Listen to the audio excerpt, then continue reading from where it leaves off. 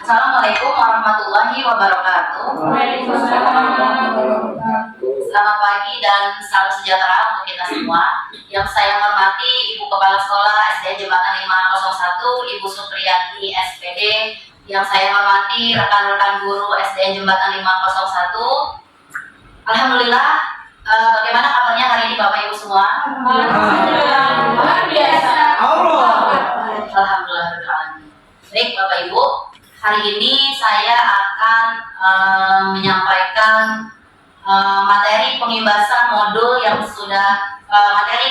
modul guru penggerak yang sudah saya dapatkan pada tanggal 9 November 2023 kemarin, dan hari ini saya akan mengimbaskan apa yang sudah saya dapat. Baik, sebelumnya Bapak Ibu, kita mulai dengan menyanyikan lagu kebangsaan kita. Bapak Ibu guru dimohon untuk berdiri.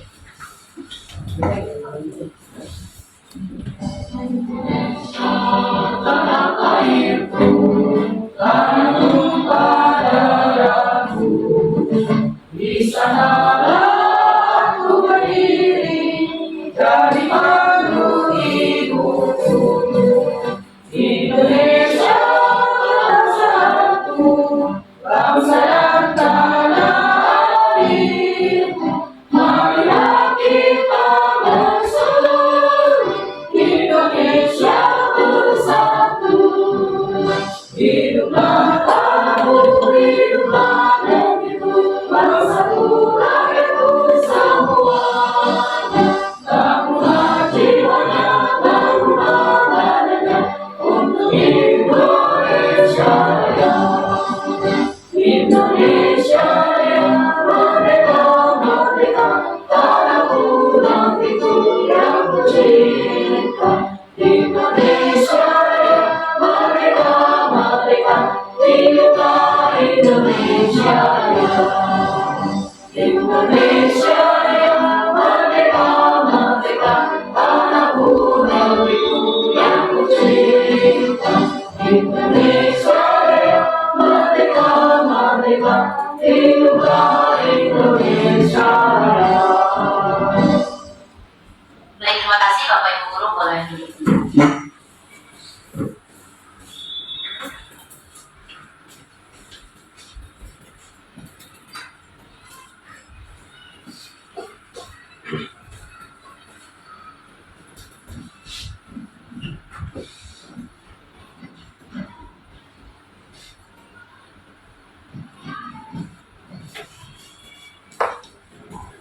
Bapak Ibu guru, sekali lagi saya di sini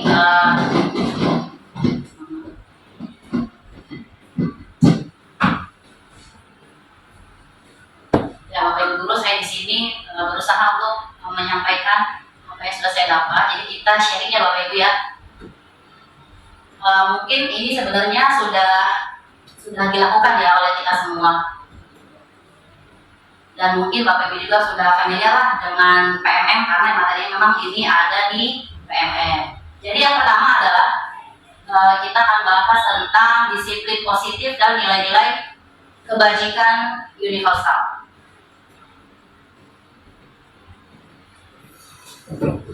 Nah, sebelumnya di sini ada sebuah pernyataan ya. Kira-kira Bapak Ibu setuju atau tidak? Kita mulai dari awal ya. Guru dapat mengendalikan penuh murid di kelas. Setuju. Setuju? Setuju. Oke, alasannya kenapa Pak? Bapak setuju Pak? Ya, harus, karena kalau kita tidak bisa mengendalikan diri di kelas, pembelajaran kita tidak tercapai kepada anak. Oh, seperti itu. Oke. Terus yang kedua adalah mengkritik dan membuat murid merasa bersalah. Dapat menguatkan karakter murid. Setuju atau tidak setuju? Tidak setuju. Tidak setuju. Kenapa Bu Yuni? Ya, kalau mengkritik karena kesalahan itu akan membuat mental yang negatif. Tapi kalau mau mengkritik itu dirinya yang membangun. Oke, terima kasih. Selanjutnya, peraturan harus dipatuhi, apabila dilanggar konsekuensinya adalah hukuman. Setuju? Tidak. Tidak setuju. Kenapa Bu Nova? Ya, karena peraturan memang harus dipatuhi. Tetapi kalau jika anak tidak mematuhi peraturan itu bukan hukuman, tapi anak itu diberi restitusi. Jadi anak itu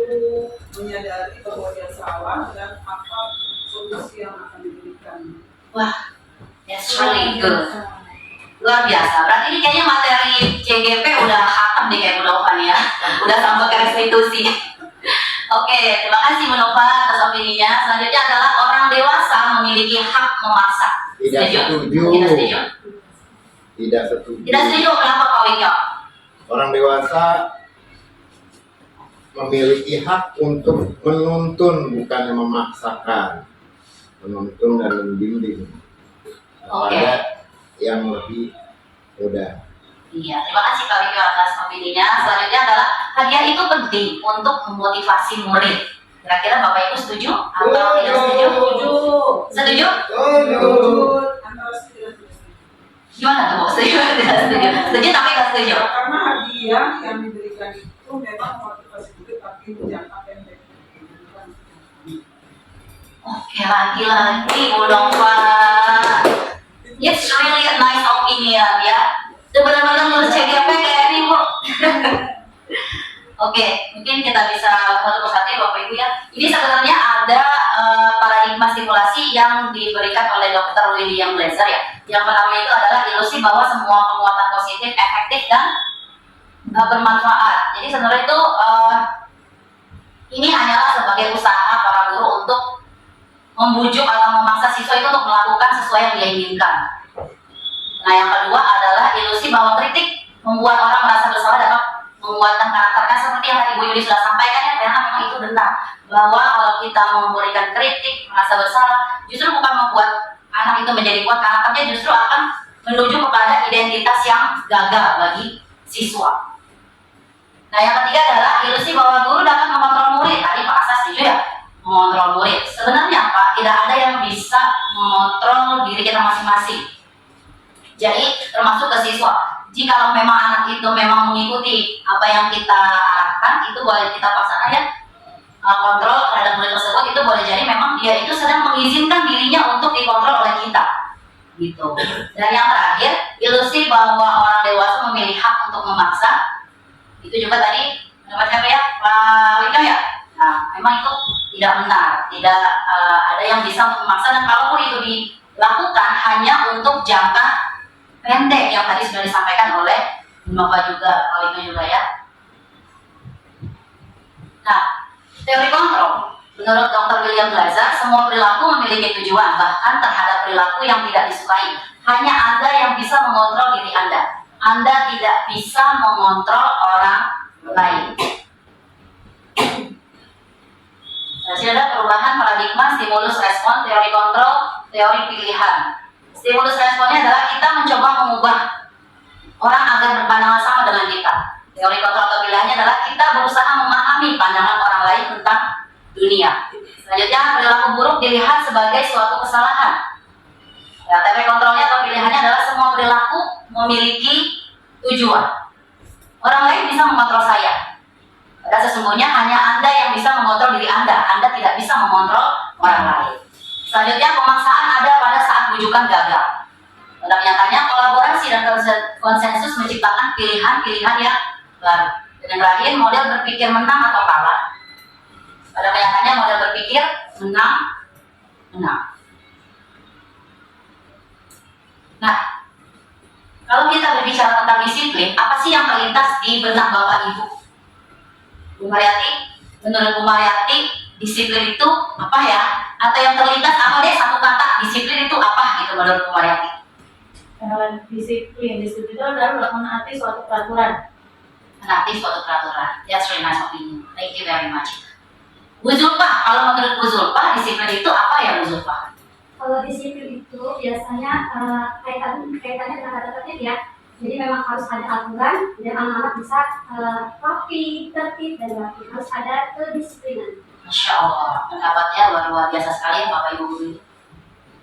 Oke, kita lanjut ya.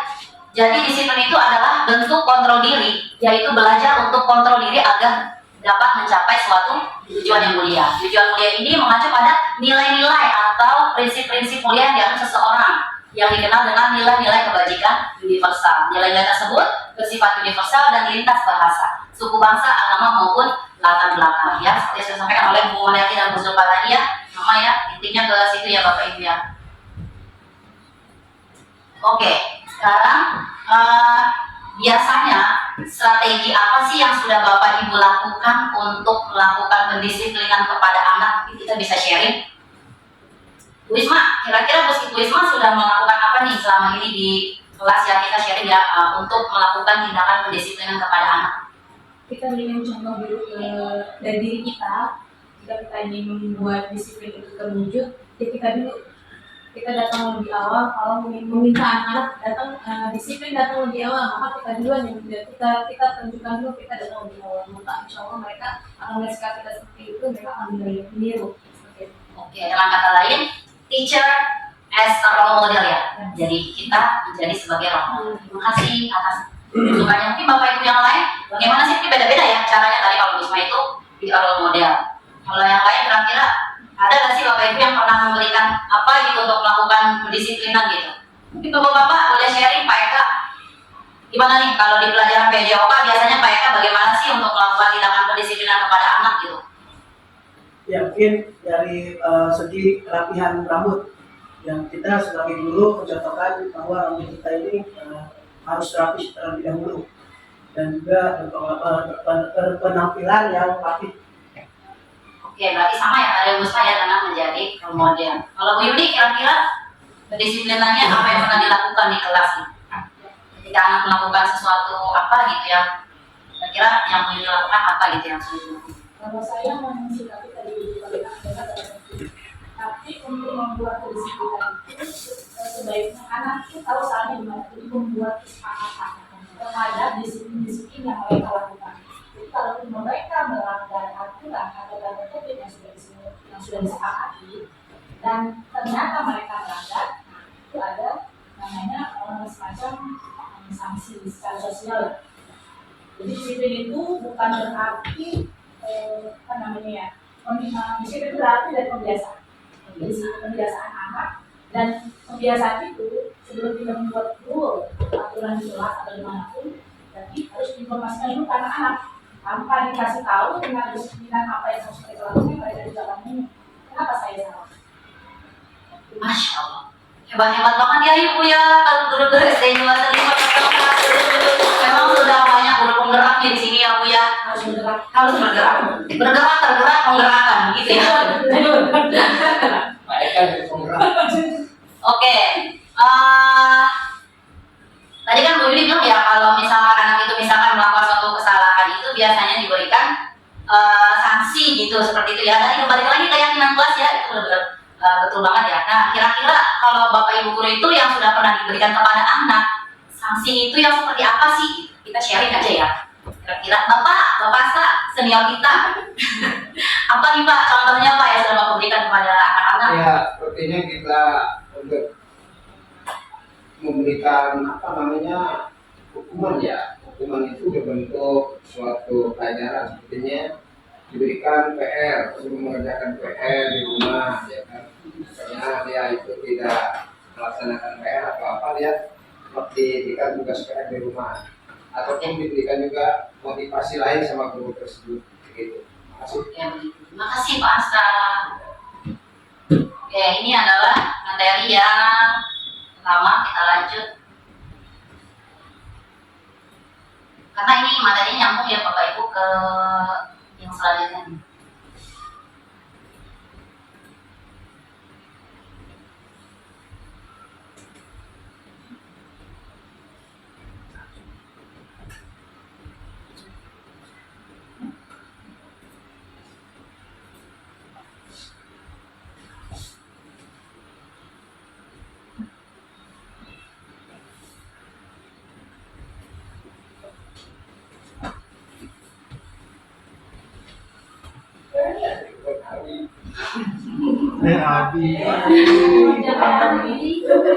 Oke, baik Bapak Ibu, kita lanjutkan ya.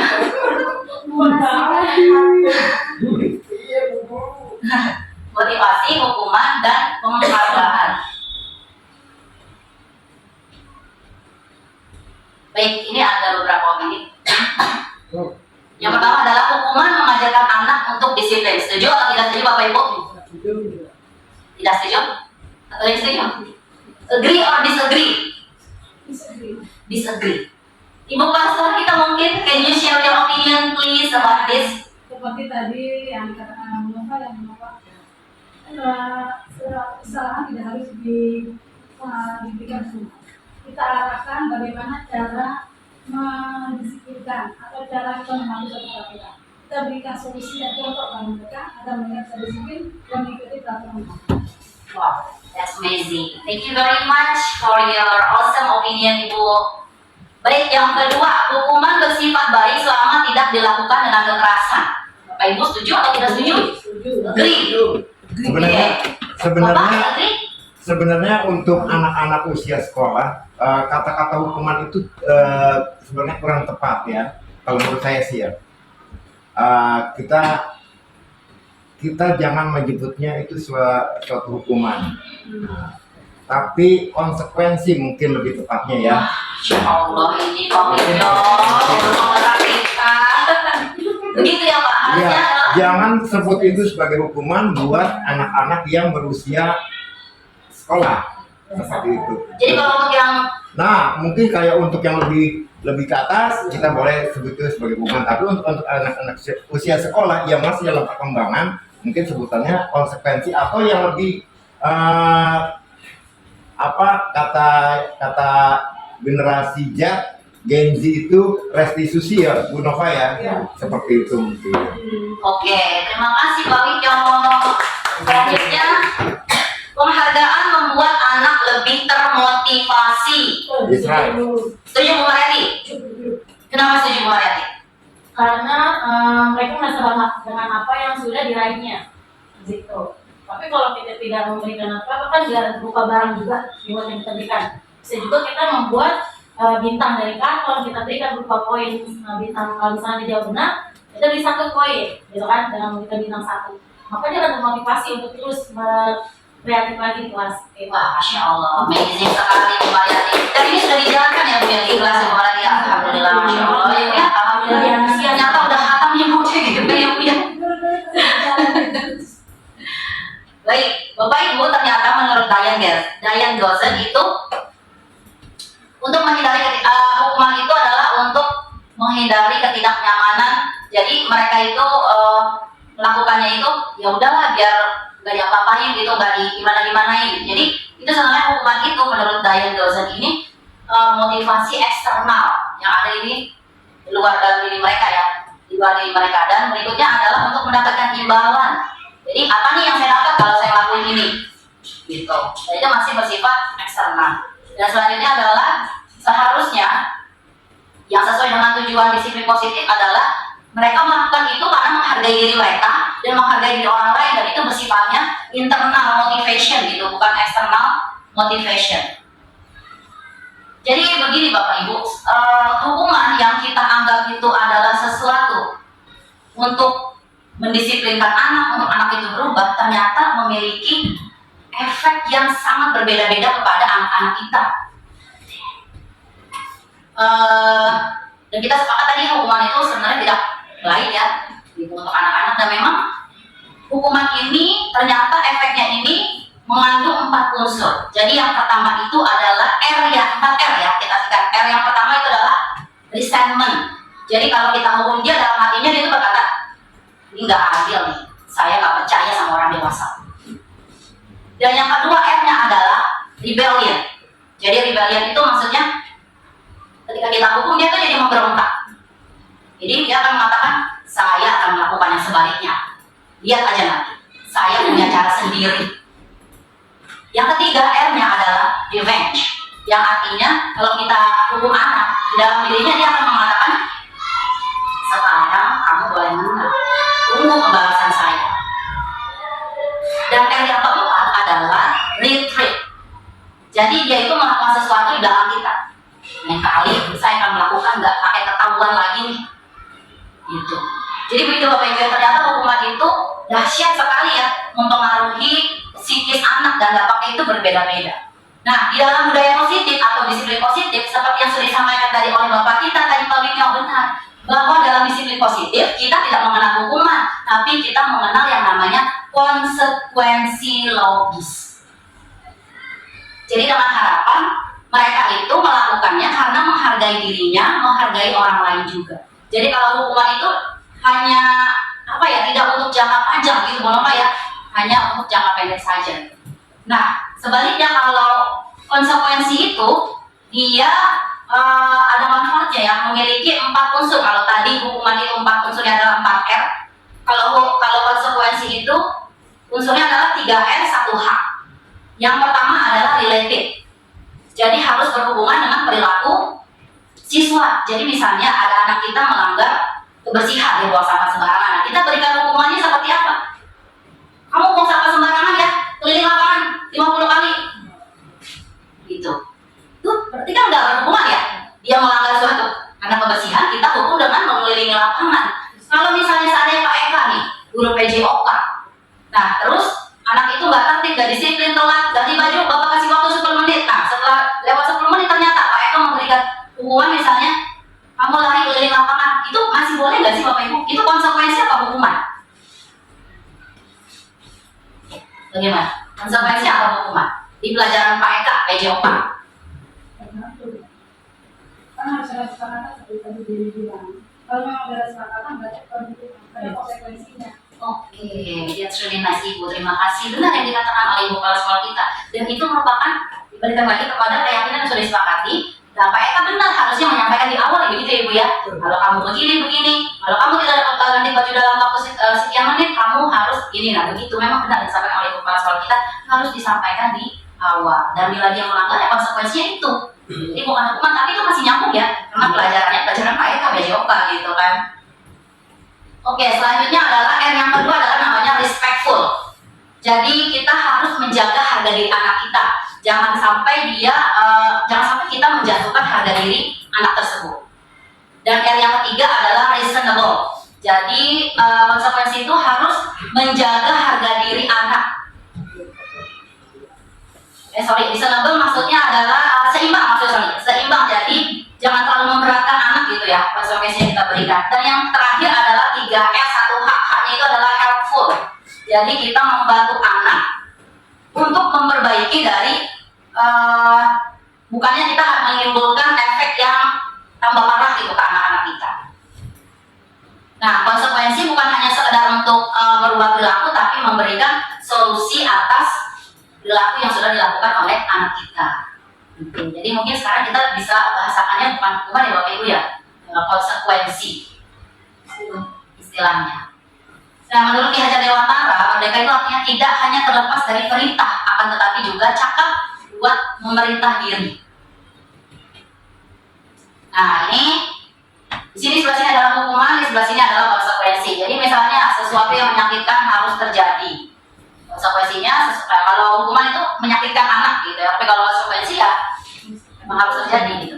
Hukuman membuat anak sakit, baik fisik maupun hati, dan itu memiliki jangka waktu yang sangat lama, panjang. Kalau konsekuensi membuat anak merasa tidak nyaman dalam jangka waktu pendek saja, di saat itu saja. Selanjutnya anak jadi benci, antipati terhadap kedisiplinan. Kalau konsekuensi anak jadi menghargai disiplin. Kalau di hukuman itu sifatnya paksaan, kalau di konsekuensi stimulus tanggapan. Di hukuman mendorong anak menyakiti diri sendiri. Nah, kalau konsekuensi mendorong anak agar mudah menyesuaikan diri. Hukuman konsep diri yang buruk, konsekuensi konsep diri yang baik. Hukuman anak belajar untuk menyembunyikan kesalahan. Konsekuensi anak belajar untuk mematuhi peraturan. Dari hukuman marah, rasa bersalah, dipermalukan, merasa tidak dihargai. Sedangkan di konsekuensi kehilangan hak, dibuat tidak nyaman, diasingkan untuk sementara, atau kita bisa disebut dengan time out. Nah, mungkin kalau bisa saya singkat, jadi begini Bapak Ibu, sebenarnya konsekuensi ini yang bisa kita bisa rumuskan dengan anak-anak di kelas ya, dengan anak-anak kita. Jadi misalnya seperti ini, yang pertama itu, jika kamu merusak, maka kamu memperbaiki. If you break it, then you fix it. Nah, yang kedua, jika kamu mengabaikan kewajiban, maka kamu kehilangan hak. Misalnya Bapak Ibu berikan tugas anak-anak, ternyata dia nggak selesai tugasnya gitu kan di kelas. Nah, bagaimana? Berarti waktu istirahatnya dia kita kurangi gitu. Jadi sisa waktu istirahatnya itu kita berikan kepada dia untuk menyelesaikan, itu konsekuensinya gitu. Ya. Nah, bagaimana kalau berulang tidak selesai juga? Jadi kemudian besok harinya kita akumulasi gitu, waktu istirahat mereka kita kurangi lagi untuk mereka tugasnya. Dan yang ketiga, jika mereka melakukan sesuatu yang mengganggu dan secara berulang atau tindakan bullying, maka kita lakukan tadi jeda atau time out ini. Kita kasihkan untuk sementara waktu supaya dia bisa berpikir, menyadari kesalahannya. Nah, di sini mencatat 100 kali di dalam buku kalimat, saya tidak akan terlambat lagi. Ternyata itu adalah jenis hukuman. Yang kedua, lari mengelilingi lapangan basket 2 kali karena terlambat hadir di sekolah. Ini juga termasuk hukuman karena ini enggak related sama pelajaran. Kalau tadi kan Pak Eka contohnya kan belajar PJOK ya. Yang selanjutnya adalah murid diminta push up 15 kali. Nah, karena tidak menggunakan masker. Ini kan juga nggak related ya. Ini juga termasuk hukuman. Kalau konsekuensi, misalnya menggantikan kertas tugas teman yang telah dicoret-coret, nah itu konsekuensinya. Misalnya dia merusak karya teman, kemudian dia harus menggantinya itu kan. If you break it, you fix it. Kalau kamu rusak, kamu perbaiki. Itu adalah konsekuensi. Membersihkan tumpahan air di meja tulis karena tersenggol pada saat belajar. Ya konsekuensi ya, jadi mereka harus membersihkan gitu ya Pak ya. Selanjutnya adalah murid disuruh untuk mengenakan sepatu seharian di sekolah karena tidak mengenakan sepatu hitam. Nah, itu adalah hukuman. Selanjutnya adalah mengelilingi lapangan basket 2 kali karena terlambat 10 menit untuk pelajaran PJOK. Itu adalah konsekuensi karena masih berhubungan atau related. Oke. Dan untuk penghargaan tadi seperti yang disampaikan oleh Bu Mariati ya, benar sekali. Kalau penghargaan itu sebenarnya diberikan di awal itu, penghargaan untuk kalau yang sifatnya barang kita berikan di awal itu tidak baik sebenarnya. Karena anak itu hanya termotivasi pada benda tersebut saja gitu, bukan timbul dari dalam dirinya. Tapi kalau untuk memberikan pujian, memberikan bintang, ya itu sangat baik. Tapi kalau untuk memberikan, ayo siapa yang cepat nanti bapak kasih coklat, ibu kasih es krim gitu. Nah itu ternyata kalau di awal itu justru tidak memotivasi anak untuk menjalankan internalnya, motivasinya tidak ada gitu ya. Hanya untuk jangka pendek aja gitu.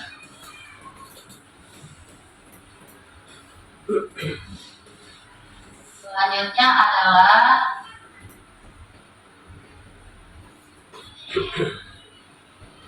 nah pada ini mungkin Bapak Ibu juga sudah menjalankan ya di kelas. Ini adalah salah satu program dari budaya positif atau disiplin positif, yaitu membuat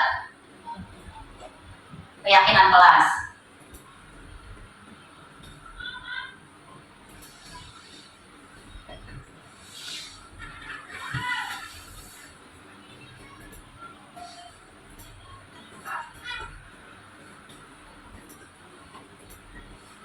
Oke, mengapa tidak peraturan saja? Mengapa harus keyakinan kelas? Kenapa ya Bapak Ibu? Kok jadi keyakinan kelas sih, bukan peraturan kelas atau kesepakatan kelas gitu? Kira-kira pendapatnya Bapak Ibu? Ada yang bisa sharing? Kalau Ika mungkin? Silakan yang lain dulu. Ibu kepala sekolah. Baik Kak, gimana Pak Ika? Kenapa keyakinan kelas sih Pak Ika? Bukan peraturan kelas atau kesepakatan kelas gitu? Oke. Karena kalau peraturan itu mungkin anak-anak ada yang memahami, ada yang juga menolak. Dan soal keyakinan semuanya harus yakin dengan apa yang sudah mereka putuskan tersebut. Oke, terima kasih Pak Eka. Jadi mengapa kita memiliki peraturan hadir tepat waktu ke sekolah? Mengapa kita memiliki peraturan wajib menjaga kebersihan lingkungan sekolah? Mengapa kita memiliki peraturan memakai helm jika mengendarai motor? Nah itu semua adalah untuk mendukung motivasi internal atau intrinsik. Kembali ke nilai-nilai atau keyakinan lebih menggerakkan seseorang dibandingkan mengikuti serangkaian peraturan. Jadi itu adalah harapan dari keyakinan kelas. Nah, menurut Bapak Ibu, keyakinan kelas dan peraturan kelas sama atau tidak? Tidak. Tidak, oke. Keyakinan kelas melibatkan guru dan murid? Yes. Ya, yes. Dasar keyakinan kelas adalah nilai-nilai kebajikan atau nilai-nilai universal. Yes. Jadi, yes. Selanjutnya, apa nilai kebajikan atau nilai universal dari peraturan berikut? Saling membantu. Nah ini kita bisa ambil nilai kebajikan adalah peduli ya Bapak Ibu ya. Membersihkan lingkungan sekolah, menjaga kebersihan, mengembalikan buku paket pada tempatnya, tanggung jawab. Jadi untuk keyakinan kelas ini kita hindari kalimat kalimat negatif, ya. Jadi misalkan tidak datang terlambat ke sekolah, jadi tidaknya tuh nggak ada gitu. Kita gunakan positive sentence gitu, positive comment. Jadi datang tepat waktu ke sekolah. Gitu. Ya berlari, gunakan Ya. kata-kata. Ya, tidak menggunakan kata yang negatif, itu harus yang positif. Langkah-langkah menyusun keyakinan kelas adalah ini sudah Bapak Ibu lakukan ya. Ya mungkin ini selanjutnya adalah di berdiskusi munculkan peraturan yang perlu ditaati, kemudian mengubah peraturan menjadi kalimat yang lebih positif. Yang ketiga adalah menyarikan peraturan-peraturan menjadi nilai-nilai kebajikan. Selanjutnya adalah berdiskusi mengenai gambar perilaku yang mencerminkan keyakinan kelas, berdiskusi mengenai peran seluruh warga kelas, dan meninjau ulang keyakinan kelas dari waktu ke waktu.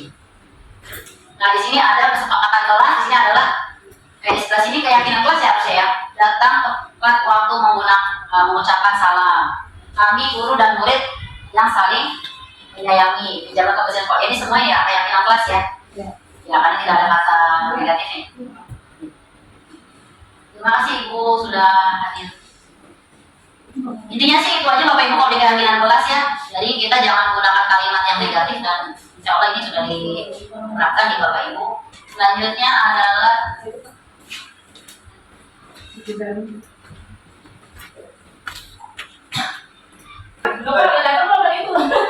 Oke, baik selanjutnya adalah 5 kebutuhan dasar dan 5 posisi kontrol guru.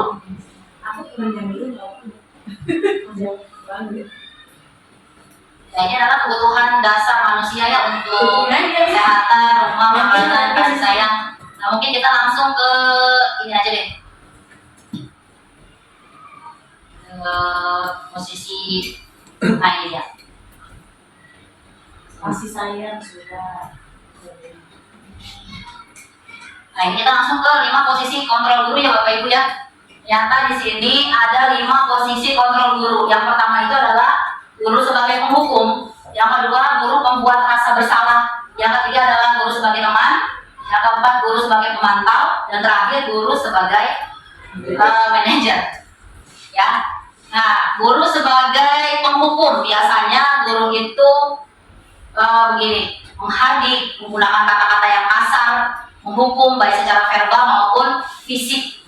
Misalnya ada anak kita lambat ya, Andika, kamu lihat gak ini udah jam berapa?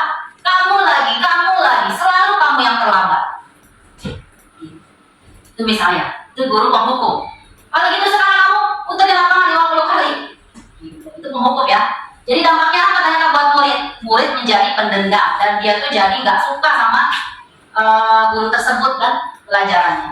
Selanjutnya adalah guru sebagai pembuat merasa bersalah.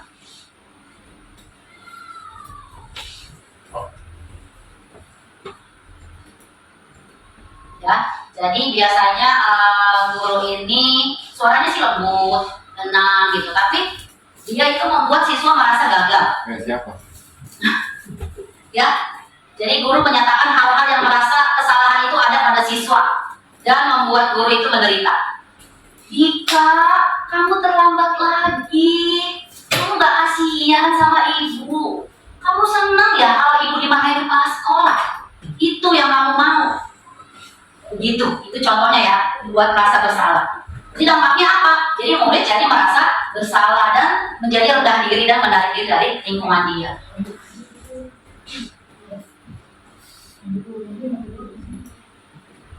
Itu apa kan tadi tadi?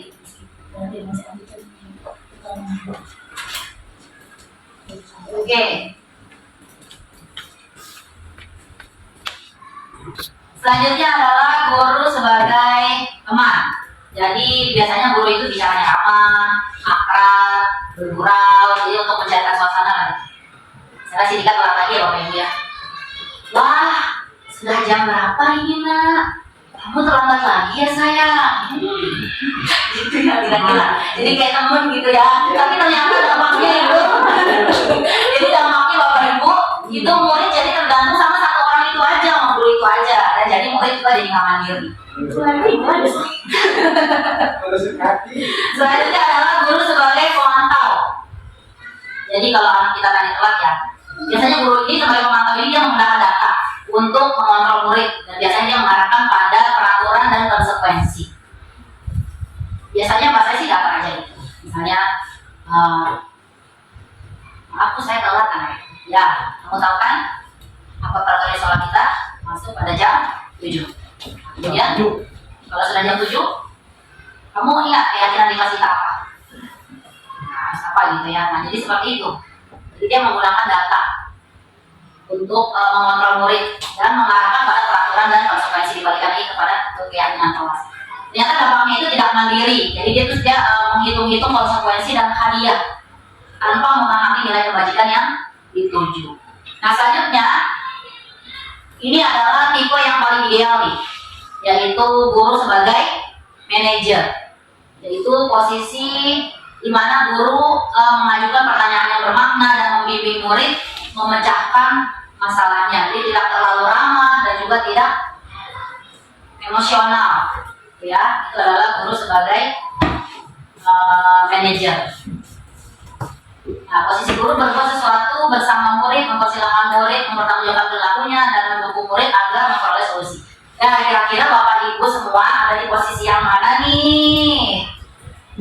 Banyak. Semuanya ya. Iya, oh udah sampai di manajer nih, masya Allah. Satu, dua, tiga. Teman dia, manajer dia. Oh, masya Allah. Berarti ya semuanya ya ada ya. Tapi ngomong juga nih. Ayo ngomong kan tadi bahasanya istilahnya sudah diganti dengan konsekuensi. Oke, alhamdulillah. Berarti nggak ada ya di sini penghukum ya. Berarti semuanya mulai dari pembuat sama ada dong berarti. Ada cuma teman. Oh, dari teman ya. Teman pemantau manajer gitu ya. Oke, Bapak Ibu maaf ya sekali lagi satu lagi masih sedikit restitusi. Jadi kalau nanti sudah posisi guru sebagai manajer, diharapkan itu guru bisa melakukan ini ya, solusi dengan melakukan restitusi. Nah, restitusi apa sih? Restitusi adalah proses menciptakan kondisi bagi murid untuk memperbaiki kesalahan mereka sehingga mereka bisa kembali ke kelompok mereka dengan karakter yang lebih kuat.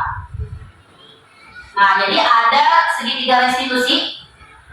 Ini tahapan-tahapannya ya Bapak Ibu. Yang pertama adalah menstabilkan identitas atau stabilize identity. Jadi kita semua akan melakukan hal terbaik yang bisa kita lakukan. Yang kedua adalah validasi tindakan yang salah.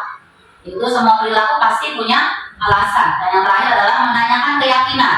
Tidak semua memiliki motivasi internal. Nah, ini ya, segi kita kenal dengan 3 sisi restitusi. Yang pertama adalah kita menstabilkan identitas anak, kemudian kita validasi tindakan yang salah, dan yang terakhir kita menanyakan keyakinan. Nah, contohnya adalah di sini kalimatnya ada untuk menstabilkan identitas adalah berbuat salah itu nggak apa-apa. Nggak ada manusia yang sempurna. Saya juga pernah melakukan kesalahan seperti itu. Kita bisa menyelesaikan ini. Bapak, Ibu tidak tertarik mencari siapa yang salah, tapi Bapak, Ibu ingin mencari solusi dari permasalahan ini. Kamu berhak merasa begitu. Apakah kamu sedang menjadi teman yang baik buat dirimu sendiri? Jadi, kalau misalkan ada yang berantem dari kelas yang saya mama, kenapa tadi malam berteriak? Kesel Pak, abis ini ngatain. Nah, kita tindakannya untuk menstabilkan diri dia. Oh iya, wajar kalau kamu marah. Bapak juga pasti akan marah kalau dilakukan seperti itu. Jadi begitu, kita menstabilkan identitas anak dulu. Yang kedua adalah kita validasi kesalahan anak tersebut. Yaitu kalimat contohnya gitu, di bawah ini ya. Padahal kamu bisa melakukan yang lebih buruk dari ini ya. Kamu pasti punya alasan mengapa melakukan hal itu. Kamu patut bangga pada dirimu sendiri karena kamu telah melindungi sesuatu yang penting buatmu. Kamu harus mempertahankan sikap itu, tapi kamu harus menambahkan sikap yang baru. Jadi kita validasi kesalahan anak tersebut. Selanjutnya adalah menanyakan keyakinan. Contohnya adalah apa yang kita percaya sebagai kelas atau keluarga. Apa nilai-nilai umum yang kita telah sepakati? Apa bayangan kita tentang kelas yang ideal? Kamu mau jadi orang yang seperti apa? Nah, di sini ada contoh ya. Contoh kasus di mana ada siapa ya? Mario, Adi, dan Pak Joko yang merupakan murid kelas 8 di SMP Tunas. Pada jam istirahat mereka makan siang. Saat semua anak-anak bermain di luar kelas, mereka diajak bicara oleh guru wali kelas mereka, Pak Joko di ruang kelas.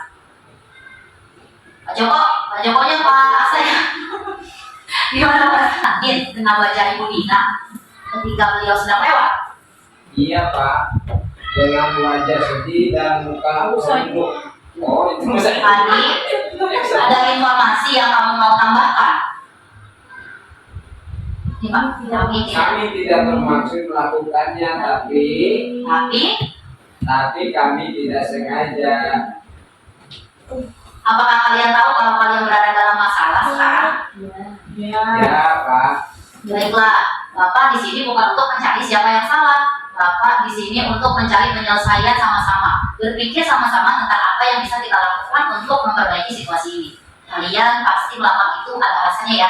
Pasti seru ya, main lempar-lemparan makanan begitu. Nah ini tahap menstabilkan identitas anak ya Bapak Ibu ya. Kemudian kalian jawab, Iya Pak. oke ya, Bapak bisa lihat kalian merasa senang melakukannya. Tapi yang kalian lakukan merugikan orang lain, sehingga sekarang kalian dalam masalah. Dan ini adalah memvalidasi kesalahan.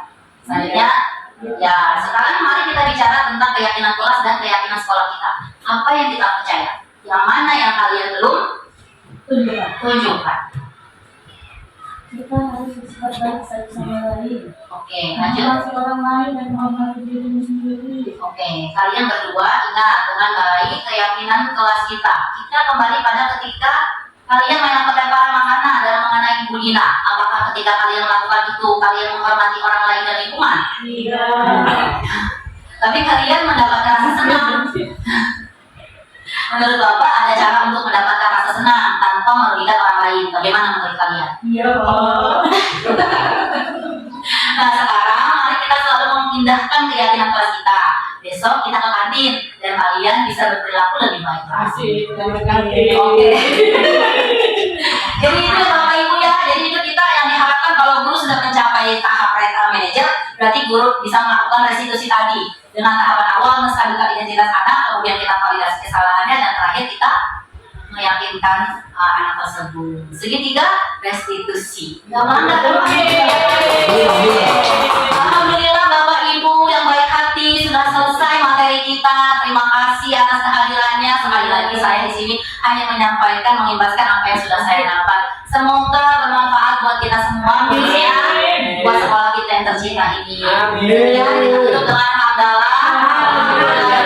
Terima kasih. Assalamualaikum warahmatullahi wabarakatuh.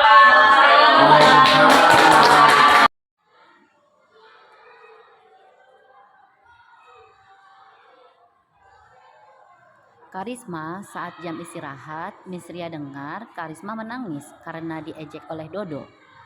Iya, Miss. Karisma mau berbagi cerita dengan Miss Ria. Iya, Miss. Soalnya Dodo mengejek saya. Kata Dodo, saya Bu Asem. Benar begitu, Dodo? Iya, Miss. Benar. Soalnya Karisma bau. Seharusnya Dodo tidak boleh berbicara seperti itu. Nah, Miss Ria mau ngobrol-ngobrol santai nih dengan Dodo dan Karisma. Karisma mau mendengarkan Miss Ria sebentar. Iya, Miss. Mau. Dodo mau mendengarkan Miss Ria sebentar.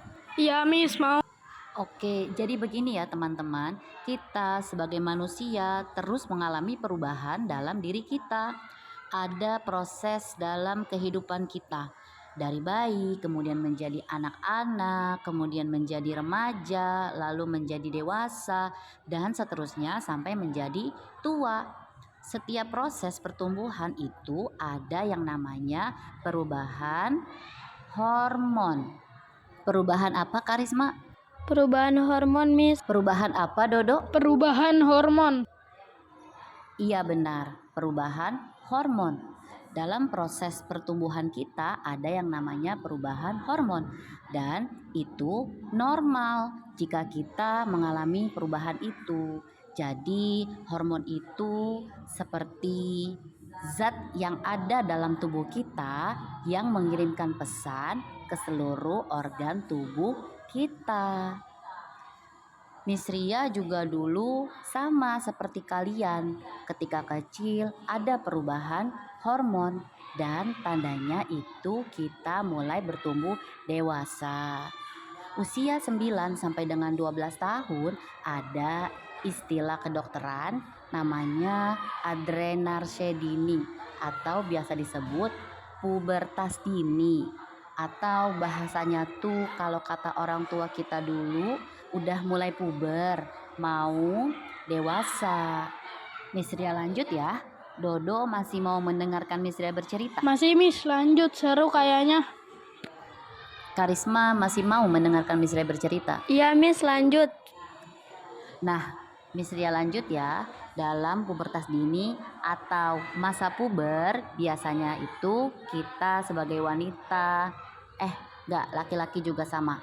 Yang paling umum perubahan hormon dalam masa puber itu munculnya bau badan atau bau keringat. Hal ini terjadi karena peningkatan hormon androgen dan ini normal buat kita sebagai manusia.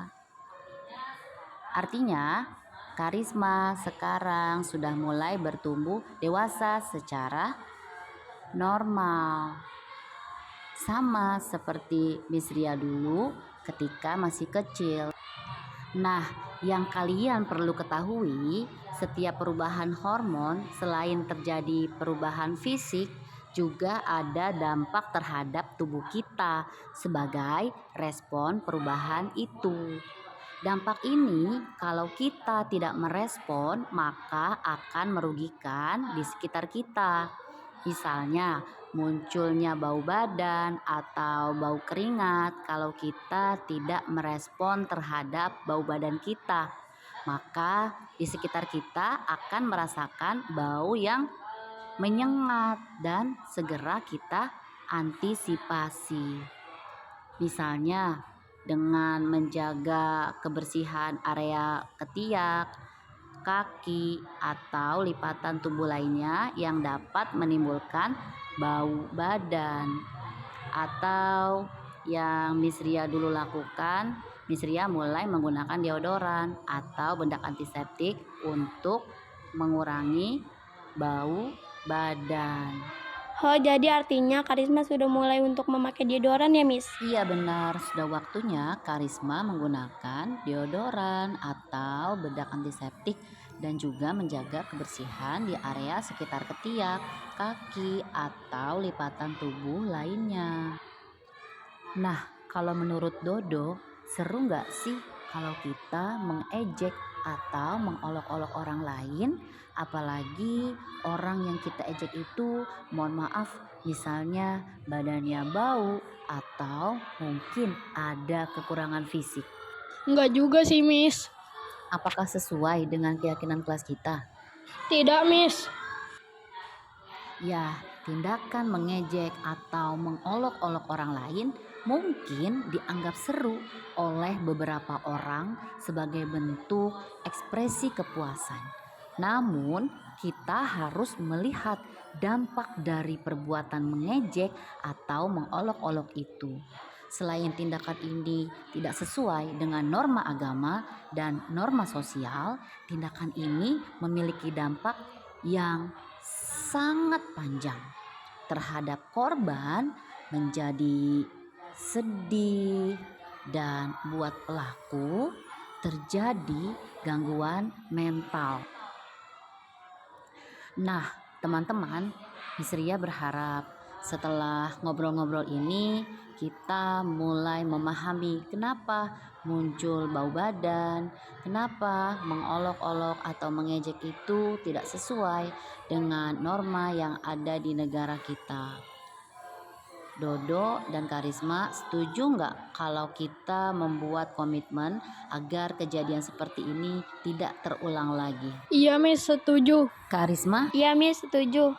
Kemudian dalam hal ini kita mulai menjaga tubuh kita dari perubahan hormon dan menghindari perbuatan mengejek atau mengolok-olok. Dodo dan Karisma setuju? Setuju. Setuju.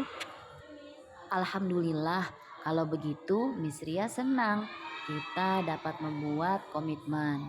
Dan komitmen ini harus kita informasikan kepada teman-teman yang lainnya. Sehingga sekolah yang kita cintai ini tercipta suasana lingkungan yang baik dan kondusif.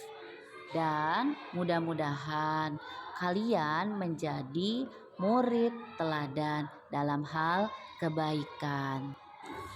Karisma, maafin aku ya. Iya, sama-sama. Terima kasih ya, Miss Ria. Terima kasih, Miss Ria. Miss Ria juga terima kasih ya, kalian sudah meluangkan waktunya. Sekarang kalian boleh kembali ke kelas.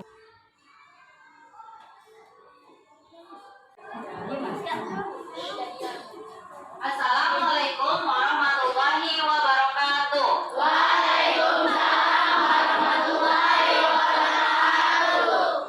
How are you today? I'm fine too, thank you. Oke, anak-anak, hari ini kita akan membuat keyakinan kelas. Apakah kalian sudah tahu apa itu keyakinan kelas? Iya, biasanya berisi tentang apa? Nilai-nilai kebaikan. Iya, jadi keyakinan kelas itu isinya adalah tentang nilai-nilai kebaikan yang tidak memandang suku, agama, ras, dan sebagainya. Oke, by the way, kelas impian kalian itu kelas yang seperti apa sih? Oke, kelasnya yang clean, bersih, apalagi? Tertib, apalagi? Oke, semuanya harus datang tepat waktu. Oke, bagus. Nah, teman-teman, hari ini kita akan membuat keyakinan kelas ya. I will give you a piece of paper, and then you can write what class you want. Ya. Jadi nanti kamu tinggal tulis kelas yang kamu inginkan itu yang seperti apa. Nanti kamu tulis. You got it? Oke. Saya akan bagikan kertas ya.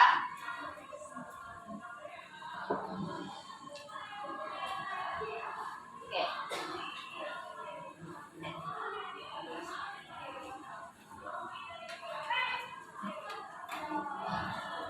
This is for Aska, this is for Okta, Fadlan, Putri, and Fadil. Luna. Okay, this is for you.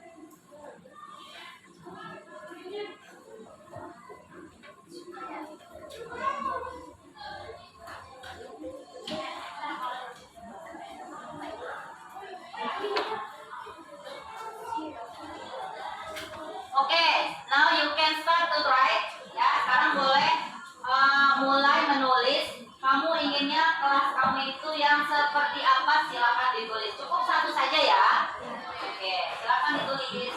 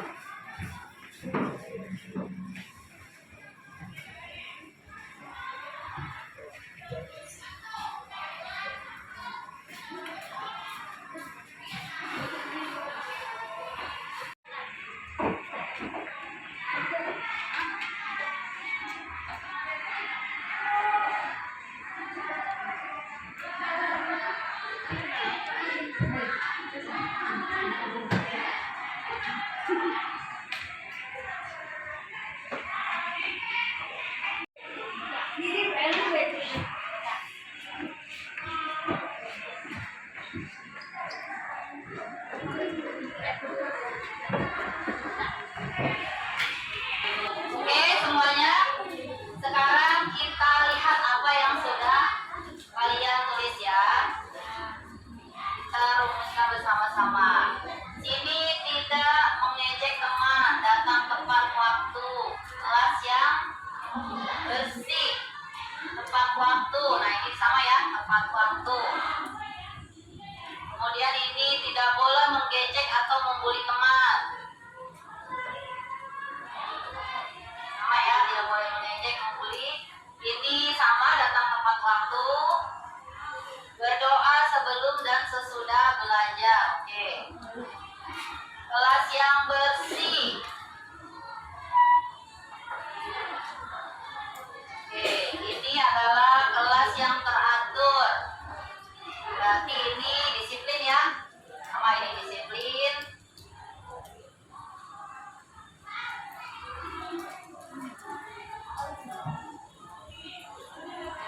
Kemudian ini adalah kelasnya tertib. Nah, berarti sini sama disiplin. Ini datang tepat waktu sama ya. Kemudian kelas yang bersih, tertib. Ini adalah juga sama tertib. Berdoa sebelum dan sesudah belajar. Nah ini sama ya, berdoa. Ini adalah tidak boleh membuli teman, sama ya. No bullying. Aku ingin kelas yang bersih. Oke, yang selanjutnya dapat piket dan tepat waktu. Nah ini berarti bertanggung jawab ya. Tepat waktu.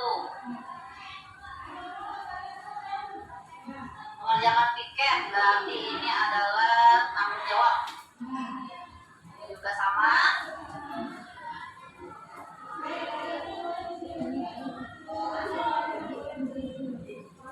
Tidak boleh membuli, sama di sini ya.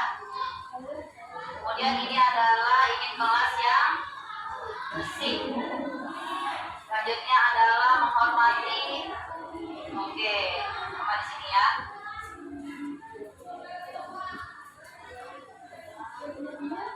Datang tepat waktu. Oke. Oke teman-teman, kita sudah kelompokkan ini apa yang kalian inginkan tentang keyakinan kelas kalian. Kita punya 1, 2, 3, 4, 5, 6. Berarti ada 6 keyakinan kelas ya. Oke, sama-sama kita berkati bersama ya.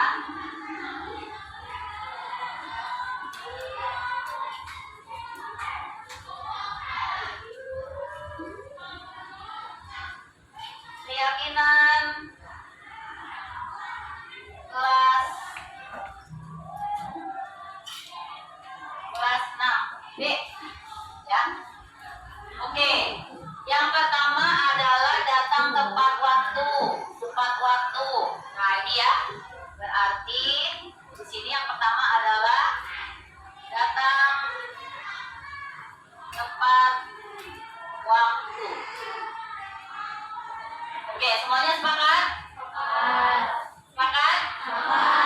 Oke, yang kedua, tidak mengejek teman, tidak boleh mengejek, membuli teman. Nah, berarti ini adalah saling menghargai, sopan, dan santun.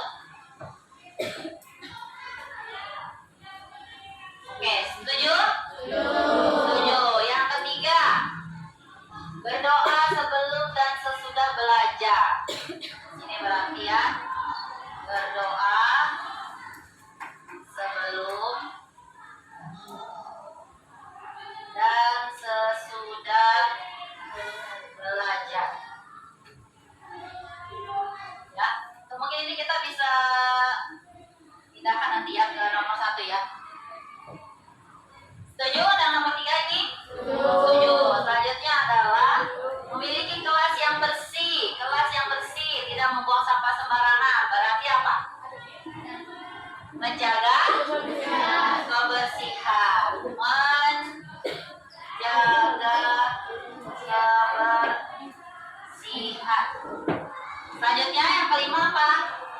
kelas yang teratur, tertib. Nah, berarti apa?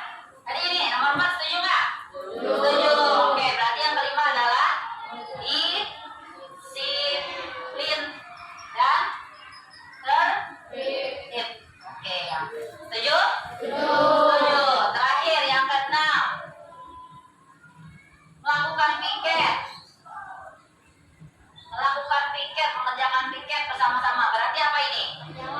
Oke, bertanggung jawab.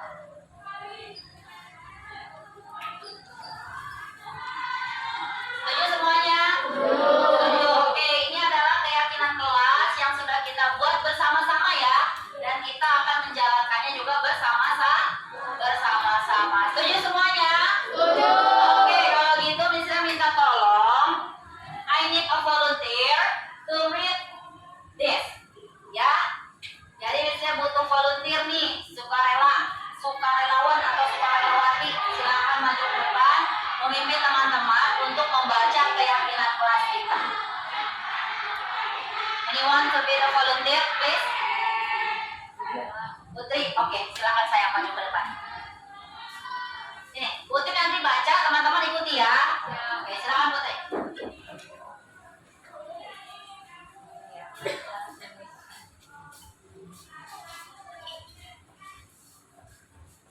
Oke. Silakan diikuti Putrinya ya. Jalan. Oke, Putri. Baca. Keyakinan kelas 6B. 1. Datang tepat waktu. 1. Datang tepat waktu. 2. Saling menghargai, sopan dan santun. 2. Saling menghargai, sopan dan santun. 3. Berdoa sebelum dan sesudah belajar. 3. Berdoa sebelum dan sesudah belajar. 4. Menjaga kebersihan. 4. Menjaga kebersihan. 5. Disiplin dan tertib. 6. Bertanggung jawab. 6. Bertanggung jawab. Oke, thank you very much. You can go to your seat, please. Oke, terima kasih teman-teman. Alhamdulillah, keyakinan kelas kita hari ini sudah selesai kita buat. Semoga kita semua bisa menjalankannya dengan baik.